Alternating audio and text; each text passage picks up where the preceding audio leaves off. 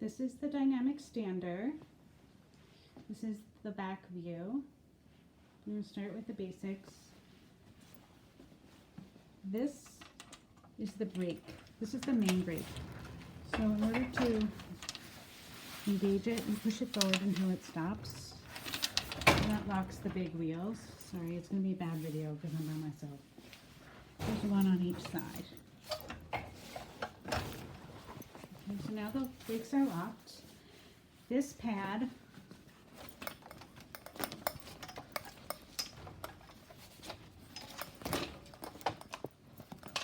there's two of these pads. This one and this one goes over her butt. So there's, you see the two pads, right?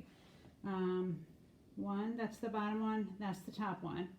On each side, when we talk, we can problem solve this, but there's these 4 clips, right? So I start at the top, I number them. When I talk about them, I call them 1, 2, 3, 4. And they line up with the clips on the other side. So when we talk about them, I usually will say clip the top pad on 1 and 2 or on 1 and 3. So we'll play around with that. And then we will, I want to show you something else too. And then we will figure out how to get it best, keeping her in good alignment. Now I stopped this because while I was wheeling this in here, these pads were in the way. And so you can see how this strap is caught between the brake and the spokes. Now sometimes they get really wound up, so you have to be careful when you're wheeling it that that doesn't happen. I like to make sure to keep, when not in use, I like to keep the pads connected. The other important thing to remember is always open only one side of the pads. So if you are, I'm right-handed, so I always open the right hand side of the pads. Before I even get her in it, I will loosen up the pads even more than I want, more than usual.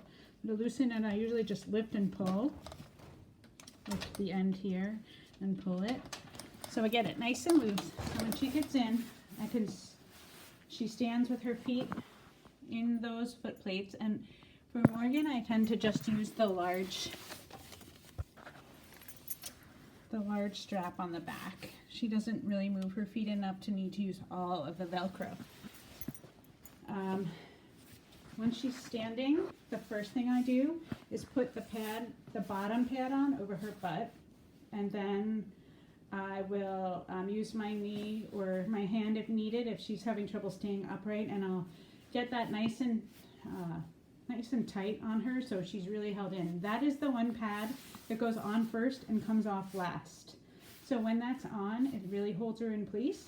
The top pad goes on after that, and then this thing goes around the upper trunk just so it doesn't get stuck in the wheels. Morgan does not hyperextend, so she doesn't need it.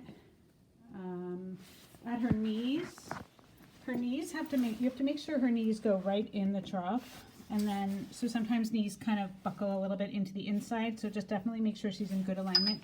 And then there are these Velcro tabs that go around the backs of her knees, and I find that helps with her alignment. That should be it. I don't tend to use these brakes very often. They're small and not as effective, but those wheels do help to keep this balanced and not tipping. On the front, this tray is here. We usually have her put her arm up on here, but it's also good for some communication devices. And if you want to, you can pop the plastic out, put a communication device like a paper under it with pictures of vocabulary, clean it, what have you. And that's about it. It should be adjusted for her. And if you have any questions, we will talk, but I wanted to give you a basic overview.